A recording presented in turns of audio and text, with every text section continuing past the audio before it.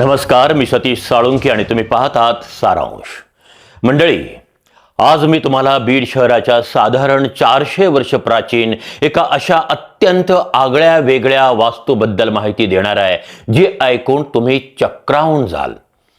ज्या वास्तूत अनेक देशी विदेशी तसेच सरदार जहागीरदारांच्या मनोरंजनासाठी थिरकली होती नकशिकांत सुंदर लावण्यवतींची पावलं.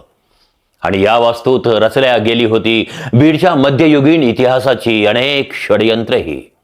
कुठे आहे ही वास्तू, कोणी उभारली आणि का उभारली, पहा सारांशच्या ऐतिहासिक बीड जिल्हा या भागामध्ये. शान शौकत, ऐशआराम, मनोरंजन हे मुघलांच्या राहणीमानाचं वैशिष्ट्य. याच हेतून दख्खनचा सुभेदार औरंगजेबच्या काळात उभारला गेला बीडला निसर्गरम्य वातावरणातला हा रंगमहाल. बीडमधील दीपमाळ खंडोबा मंदिराच्या वायव्य दिशेला असणारा हा रंगमहाल आज पूर्णपणे दुर्लक्षित आणि भग्न अवस्थेमध्ये उभा असला तरी 400 वर्षापूर्वी याच रंगमहालातून गुंजत होते पदडण्यासाच्या घुंगरांचे मंजूळ स्वर. एकेकाळच्या वैभवशाली रंगमहालाचे हे भग्नावशेष म्हणजे निसर्गरम्य वातावरणात खंडकाई डोंगराच्या माथ्यावर मुघल राजवटीच्या काळातलं अलिशान गेस्ट हाऊस. या रंगमहालाचे स्थापत्य अत्यंत वेगळे आणि वैशिष्ट्यपूर्ण आहे. या रंगमहालात अनेक महत्त्वाच्या विषयावर गुप्त बैठका व्हायच्या. बीडमधील जहागीरदार, सरदार यांच्यासह आलेल्या पाहुण्यांच्या मनोरंजनासाठी लावण्यवती नृतिकांच्या नृत्याचे कार्यक्रमही व्हायचे. दीपमाळ आणि खंडोबा मंदिराच्याही अगोदर हा रंगमहाल उभारला गेला होता. रंगमहाल उभारण्याच्या कित्येक वर्षानंतर हैदराबाद संस्थानाच्या काळात बीडचे जहागीरदार सुलतानजी निंबाळकर यांनी दीपमाळ आणि खंडोबाचं मंदिर उभारलं.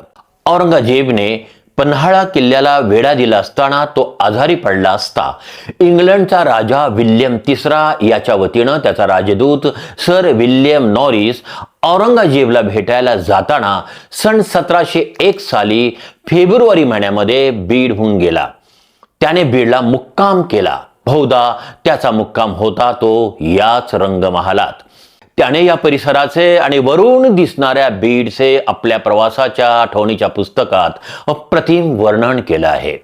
नॉरिसचा मुक्काम याच रंगमहालात झाला असावा असं त्याने त्याच्या प्रवास वर्णनात जे बीडचं वर्णन केलेलं आहे त्याच्यावरून समजतं.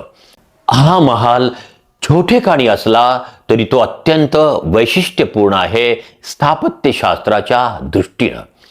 या महालाच्या भिंतींना जोड भिंती होत्या.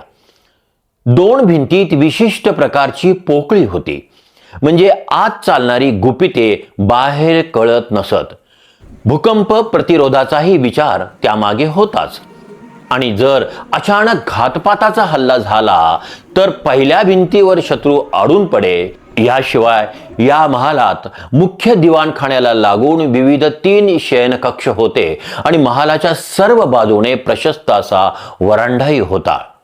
विशेष म्हणजे त्यावर पाश्चात्य स्थापत्य शैलीचा प्रभाव स्पष्ट दिसतो. या वरंड्यावर उंच स्तंभावर महालाचे छत होते.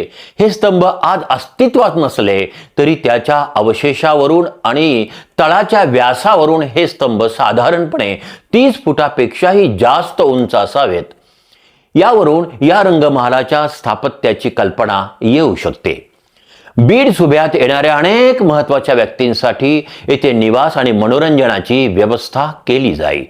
नंतरच्या काळात केव्हा तरी हल्ला करून जाणीवपूर्वक हा महाल नष्ट केला गेला असावा किंवा शेवटच्या क्षणाला इथे अत्यंत महत्त्वाची घातपाताची लढाई झाली असावी आणि त्यात हा रंगमहाल बळी गेला असावा असा अंदाज आहे.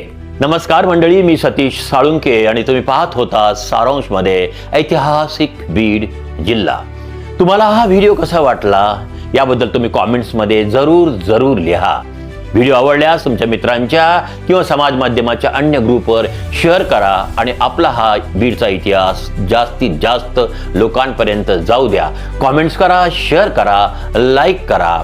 या पेजला जरूर न विसरता फॉलो करा. त्याचप्रमाणे जर हा व्हिडिओ तुम्ही यूट्यूबवर पाहत असाल तर कृपया या चॅनलला सबस्क्राईब करा आणि पाहत रहा सारांश, तुमच्या मनातले विचार, माझ्या ओठातले शब्द.